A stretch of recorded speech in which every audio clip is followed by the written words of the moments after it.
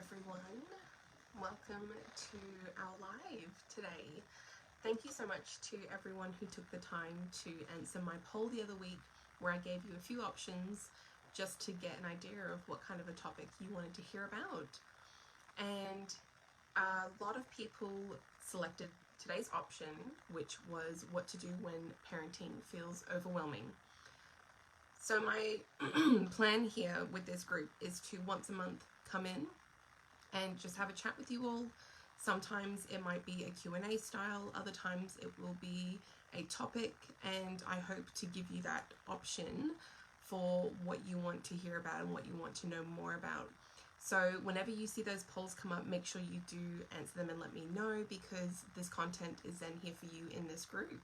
And if you have any friends or anyone else that you think could benefit from this information, do feel free to invite them into the group as well. Sorry, my voice is going all funny, of course, as soon as I start hitting the button for the live. But yes, if you have any questions along the way or any insights, do feel free to put them in the comments below, because on my screen I can see when your comments pop up. And say hi so I know you're there, because it feels strange doing this sometimes when you're just kind of like looking at yourself. It feels like a one-way conversation, but I want this to be a discussion between both of us. I want to hear your insights and your reflections, any like aha light bulb moments that you may have. Just pop them all in the comments below.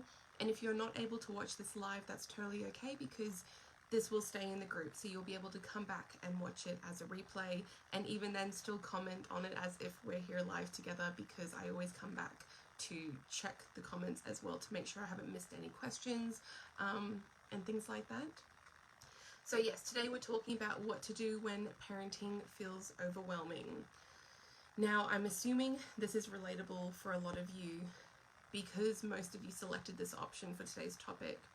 And if you're not quite familiar, that feeling of being overwhelmed usually comes in moments that are completely unexpected, right? For some people, we can also fall into sort of a pattern or a habit where it just seems like we're feeling overwhelmed all day, every day, and it's almost as if you can never get a rest from it. And what happens when that occurs is that it keeps building and building and building, and it's almost like digging a hole, right? And we just keep getting deeper and deeper into it, and we feel like there's no way out. And this is one of the things that I feel like people don't talk enough about when it comes to parenting. You know, we often see parenting portrayed in a really positive light, where everyone seems to have it all together, and the house is, you know, clean all the time, and the kids are perfectly behaved, and you know, you have a typical couple where their relationship seems perfect, and it's just not realistic. But I feel like for a lot of us growing up, that's what we've seen, either in like books or especially in TV and movies. And it seems like only recently are we starting to kind of see a little bit of honesty and a little bit of vulnerability from people. And I think they're also realizing that we are finding humor as a way of coping through how much we can relate to each other with how hard it can be sometimes. I think that's why like memes have become really popular as well. And I don't know about you, let me know in the comments, but for me, I do definitely use humor as my way of coping through really tough times. But then I worry that we're still missing the message that this is hard and this is overwhelming. And we're kind of missing like, okay, why is this happening? What's contributing to it? And what can we do to help us get through it? So rather than just chucking up a meme, having a laugh about it, and then going back to feeling overwhelmed, let's talk a bit more about what it actually means to be overwhelmed in parenting. So as you're watching this, have a think about a moment or a day, or even if you're feeling it really overwhelmed right now, what does that feel like in your body for you? So for me, sometimes it can be like my heart is racing, or I'm breathing really shallow. I tend to kind of be sort of on edge and be very reactive to my children or the place I'm in. So that's where it can be even harder to be like a gentle or attachment parent, right? When you're feeling that way, because your mind isn't really there. So for me, I feel like my head gets really noisy when I'm feeling overwhelmed, and it's sort of like there's too much going on, either externally, like say if the TV's on or the kids are playing with noisy toys, or if the baby's crying because it's teething, or whatever it could be. Like all those noises sort of accumulate, and if you're someone that is particularly sensitive to you know, being overstimulated easily, then this is particularly triggering for you. And then that overwhelming feeling just feels like we're really like full in our bodies, and we feel kind of heavy, or we feel kind of flat. So the first thing to do when you start noticing that you're feeling overwhelmed is to kind of just pause and take a moment to breathe. Because what's happening here is what we call a physiological response. So what that means is that our body is actually feeling it physically. So it's not necessarily just an emotional thing. That's why you can have like the sweaty palms, or be really tense in like your shoulders and things like that. So the first thing, as simple as it sounds, is to pause and breathe. Because by doing some deep breathing, even as I was talking about just now, I had to kind of take a deep breath just to relax my body. When you do that and relax your body, then it kind of sends signals to your brain to be like, okay, I'm safe. And then your brain can be like, all right, I'm going to kick back into like normal working gear, and you can sort of get back to like baseline level, where you're able to think a bit more clearly. And that can be really helpful, especially when you're parenting and you're trying to be more of a gentle parent, because then it's going to bring you back into the present moment so that you're able to keep making those conscious choices to be a more gentle parent, rather than just being reactive and having an outburst based on how you're feeling in that moment. And even though I'm sitting here making it sound like it's so easy to just pause and take a breath, I also want to acknowledge that when you're feeling overwhelmed, there is an underlying cause or reason for that. It's not you. It's not something that you've done to yourself, and it's not your fault that you're feeling this way. There is something happening in your environment around you that is contributing to you feeling overwhelmed as a parent. This could be if you're parenting solo, if you don't have family or support around you, if you're in lockdown in a pandemic, if you're busy in the morning racing around trying to get ready to go to your day job because you can't be late for that. It could be so many things. And a lot of the times what this comes down to is the fact that we have our own unmet needs. And so when you're feeling overwhelmed as a parent, usually that's a good sign to indicate to you that something's off and something needs your attention, to do with you, not necessarily to do with your children. And that's a very foreign concept to parents, because usually our brains are on autopilot mode all the time, thinking about our children. And I find that even more so when you are someone that's trying to be more of a attachment or gentle parent, is that we're so busy focusing on our children that we forget that we have our own needs as well that need to be met. And needs can be a variety of things. On the base of it, we have, like, think of it like a triangle. And I've got a post on my Instagram as well if you want to check that out. We have like our physiological needs, which is the basic needs of food, water, shelter. So everyone needs that. Those are like basic human right needs. Then next on top of that, again, are things that we all should have a right to, is safety. So having security, having good health, having the resources to access those networks as well. And then on top of that, we have love and belonging. So this is where family and friendships and having connections comes into it. And a lot of us are missing that. So think of these things like stacking. You can't have what's on top of the needs triangle. This is all based on Maslow's hierarchy of needs. You can't have what's on top unless what is on the bottom is met. So even when you're thinking of those basic needs of food, water, shelter, if you haven't had a good meal today and you're not nourishing your body, or if you haven't eaten because you've been too busy taking care of the kids, that's like base level one that hasn't been met, right?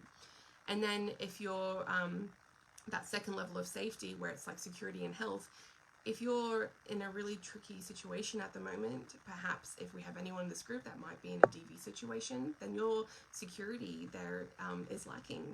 Or if you are particularly overwhelmed or deep in the thick of say the pandemic with COVID cases around you, that's a health concern as well. So you're on like step 2 there. So then when you have love and belonging, if you're in like lockdown and you're lacking being connected with your family and friends, or just not getting to see people like you typically would, or perhaps if you're someone that's been on this sort of in a healing journey for a while, perhaps you've realized that a lot of the relationships that you've had are actually quite toxic, and you've kind of been doing that healthy boundary setting between people and then kind of noticing that no one's really around anymore. Or if you're living in a different country, if you're an expat, or if your family lives far away from you, then you lack that support. So we've only talked about the first 3 things. So it's very understandable why we tend to feel so easily overwhelmed in parenting. So then on top of those things, which are getting more towards the top of the triangle, are things like your self-esteem, so having like respect and freedom. And on the very top is what we call self-actualization. And that's kind of a tricky term to sort of sum up simply, but basically it's sort of like getting to that, how do I explain it, like really healthy place that I think sort of everyone is striving for when they are on this sort of inner healing journey. A lot of people like to sort of refer to it as your higher self. If you're familiar with that term, that might be an easier way to sort of understand what that means at the top. So like I said, if you don't have what's on the bottom, you can't have what's on top. And there's quite a few things there that seem quite basic, but can actually be fairly easy to sort of fall by the wayside, and then we're lacking that. So the next step, so after first when you've kind of taken a pause and had a moment to breathe, to get your brain back in gear instead of being in that kind of fight-flight mode, think about the Maslow hierarchy of needs. Think about what is your unmet need. Just kind of do like a check-in with yourself and observe how you're feeling. Observe your surroundings around you, like what's actually happening in that moment. And it doesn't have to be anything huge. It could be like, hey, I haven't actually had a glass of water today. I'm going to start there. Or it could be, I've been so busy this morning, I haven't even sat down and like had a cuddle with the kids. And it could be that. Or perhaps it's, yeah, I've actually been feeling really lonely. I haven't talked to my friend in a while. And so you might maybe send them a quick text message or something, or call them. It can be basic things like that. Or it can be bigger things when you are thinking more in that self-care realm of what am I needing on a larger scale. And that's something that I won't get into too much today. I'm actually in the middle of uploading a blog post on that if you want to check that out later. It's all about self-care for mothers, and I'm giving you sort of 10 tips of how you can self-care for yourself. So keep an eye out for that, and I'll make sure to link it in the comments once that's up for you as well. So we've talked a bit about feeling overwhelmed, what that feels like in our body. We've talked a bit about your needs and how that contributes to feeling overwhelmed. So let's have another think about, why do we feel overwhelmed in parenting? So when you have that unmet need, think of it like the little circle. And then around that unmet need, we have sort of that true emotion of how we're feeling. But then around that again, we have the emotion that we're displaying. And then on the biggest circle, we have the behavior that we're actually presenting. So when you're feeling overwhelmed, that's like the observed behavior. When you're kind of like antsy, when you're getting frustrated really easily, perhaps you've yelled at the kids, you've been short-tempered, or if you're really struggling with your anxiety, then you have the emotion displayed. So yeah, it could be like you're feeling anxious, or you're feeling angry, but then what's actually happening under that? What is the true emotion that is causing you to feel anxious or angry? And it could be that you're disappointed, it could be that you're feeling resentful, it could be that you're feeling shame or guilt. A lot of the times we think of our emotions as being one thing, but often we can have something else, like a different feeling that's actually causing that, and we call it sort of a secondary emotion. And that's quite typical, especially with anger. So if you're feeling angry, there's probably a good reason why you're feeling angry. Perhaps there's something else going on in your life, in your environment around you, that is actually making you feel, say if it's resentful towards your partner because they're not doing their part around the house. I think that's quite a common one. Or say it is that you are like completely depleted because the baby was up all night, and so you're actually tired, and that's what's actually contributing to you being angry. So have a think about that. And then at the core of all those things, again, is the unmet need, which we discussed just before. So all of these things link into place, and I don't think enough people talk about this. They just kind of have the attitude that you're supposed to get on with it, or, oh yeah, I did that, so you'll be able to get through it too. Or they just try to tell you to do positive affirmations, or to, yeah, just like smile, and as if somehow that's going to magically fix it. But really, at the truth of it is, when you're feeling overwhelmed in parenting, and it's not just a once off, if it's a recurring thing that's either a few times a week or every day, something needs to change in your environment.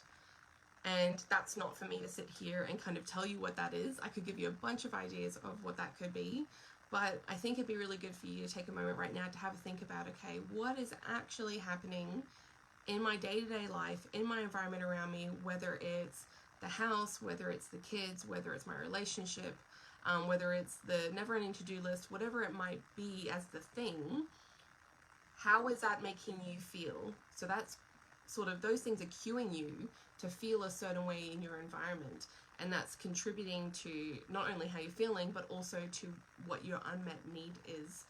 And then these all kind of come out and explode in these behaviors that we don't really like, and then you get sort of a secondary experience with that later on when you feel mum guilt, and you kind of lay in bed at night and you think, oh, I yelled too much at the kids today, or oh, I didn't get anything on my to-do list done, or oh, I'm so tired and the kitchen's a mess, and you kind of like shame yourself for those things. And then the cycle continues. You wake up, you've gone to bed feeling that way, you wake up feeling that way, and it just continues. So please know that you're not alone when you're feeling overwhelmed in parenting.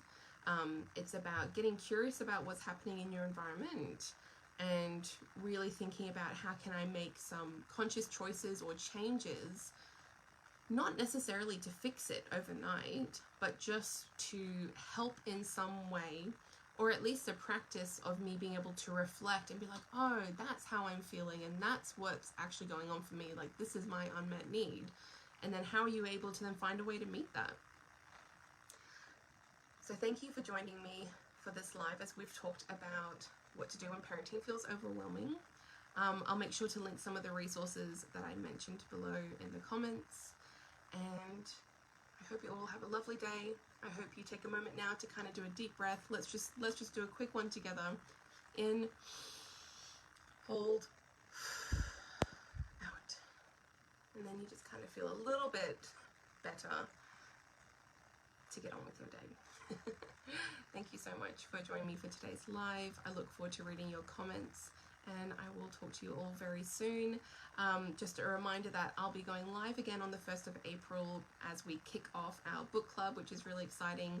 And if you haven't gotten it yet, we're starting off with The Whole Brain Child. If you go and find the post, I've given you a few options of where you can grab it as well, and that's really exciting. It's only 5 pages a day for the month of April. So yeah, come chat live with me on the 1st of April as we kickstart off reading this amazing book. And I'll see you all then. Bye everyone.